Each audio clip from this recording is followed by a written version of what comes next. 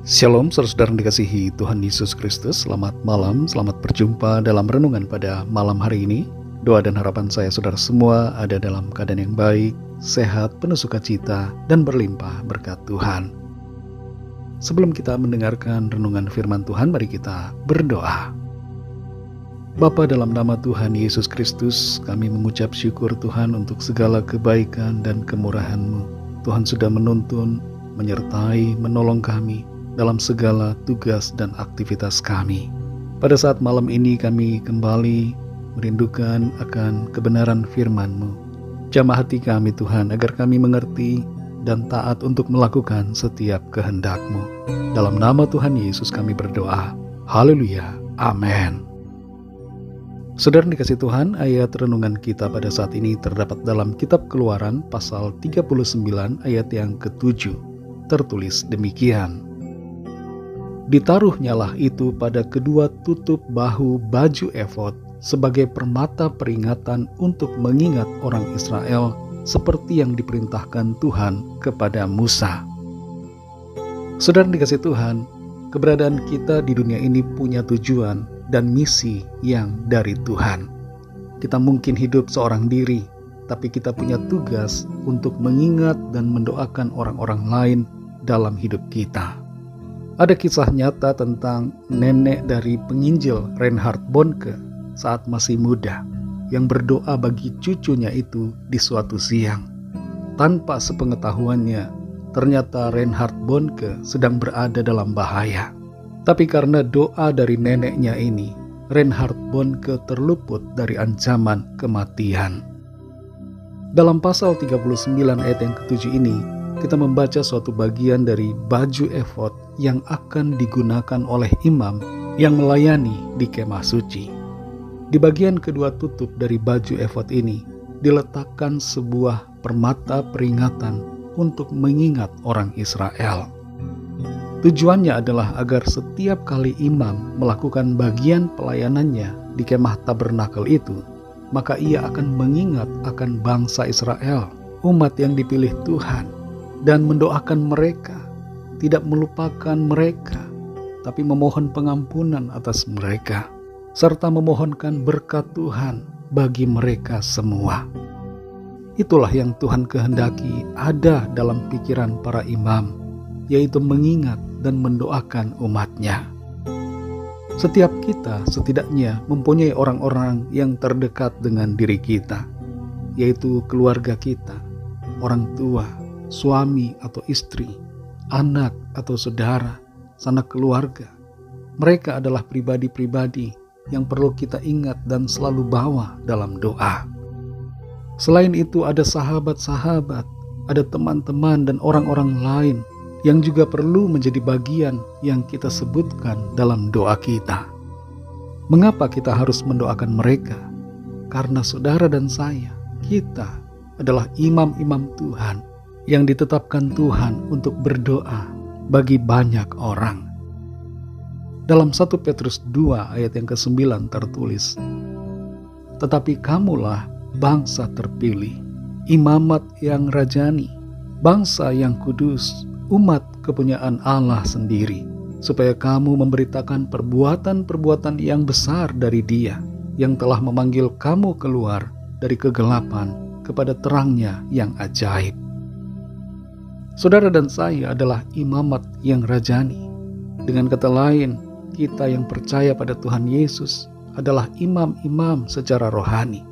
Dan tugas dari imam adalah mengingat dan mendoakan orang-orang yang Tuhan taruhkan dalam hati kita demi kebaikan dan keselamatan mereka.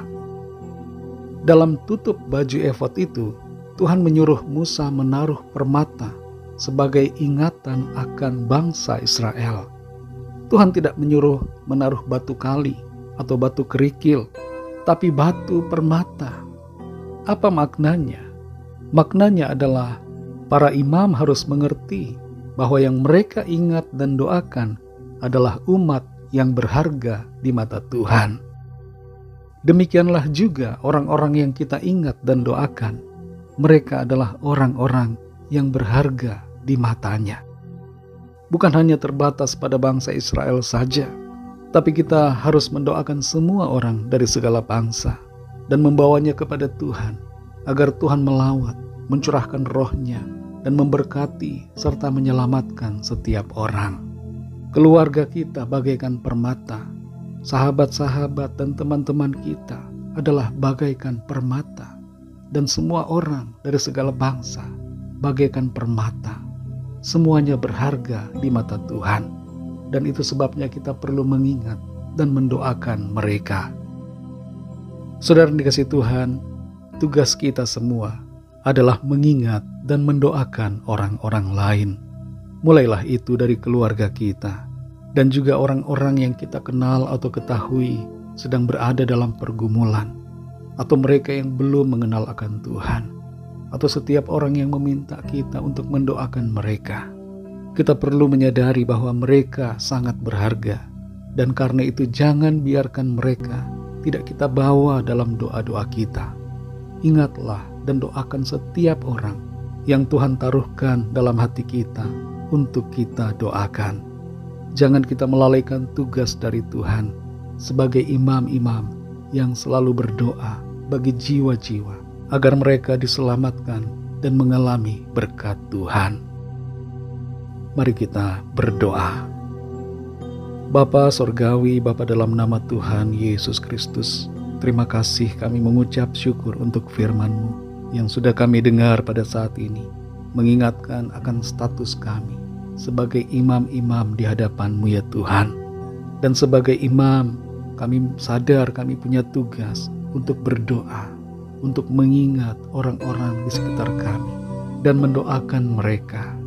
Tolong kami Tuhan, dalam setiap doa pribadi kami, dalam keseharian kami, agar kami selalu mengingat, berbelas kasihan, berdoa, memberkati orang-orang di sekitar kami, mulai dari keluarga kami.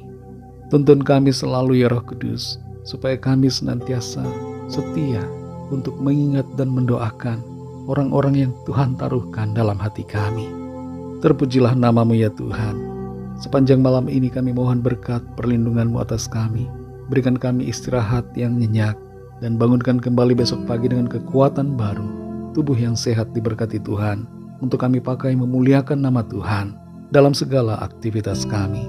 Kami bawa kepadamu Tuhan setiap permohonan doa, setiap pergumulan kami masing-masing secara pribadi, agar Tuhan melawat, menyembuhkan yang sakit, menguatkan yang lemah, memberikan kelepasan bagi yang terikat dan terbelenggu dosa dan kuasa kegelapan, serta memberikan jalan keluar bagi setiap dari kami yang sedang ada dalam masalah persoalan. Kami percayakan seluruh hidup kami ke dalam tangan-Mu. Ampuni kami Tuhan akan dosa dan kesalahan kami, seperti kami juga mengampuni orang yang bersalah kepada kami. Berkatilah bangsa dan negara kami Indonesia, dan juga semua bangsa di dunia ini. Lawatlah dengan kasih dan rahmat-Mu, agar setiap orang mengenal Engkau ya Tuhan, dan percaya kepadamu. Terima kasih Tuhan, dalam nama Tuhan Yesus Kristus, Tuhan dan Juru Selamat kami sudah berdoa dan mengucap syukur. Haleluya. Terimalah berkat Tuhan. Tuhan memberkati engkau dan melindungi engkau. Tuhan menyinari engkau dengan wajah-Nya dan memberikan kasih karunia. Tuhan menghadapkan wajah-Nya kepadamu dan memberikan damai sejahtera. Berkat anugerah dari Bapa Sorgawi, cinta kasih karunia dari Tuhan Yesus Kristus, dalam persekutuan dan penghiburan Roh Kudus, menyertai kita semua sekarang ini dan sampai selama-lamanya. Dalam berkat nama Tuhan Yesus Kristus. Haleluya. Amin. Puji Tuhan, saudara yang dikasihi Tuhan, saya percaya firman Tuhan menjadi berkat dan kekuatan buat saudara semua, dan Roh Kudus akan menolong saudara untuk lebih lagi memahami kebenaran firman Tuhan. Tuhan Yesus memberkati saudara semua. Sampai jumpa dalam renungan yang berikutnya. Haleluya.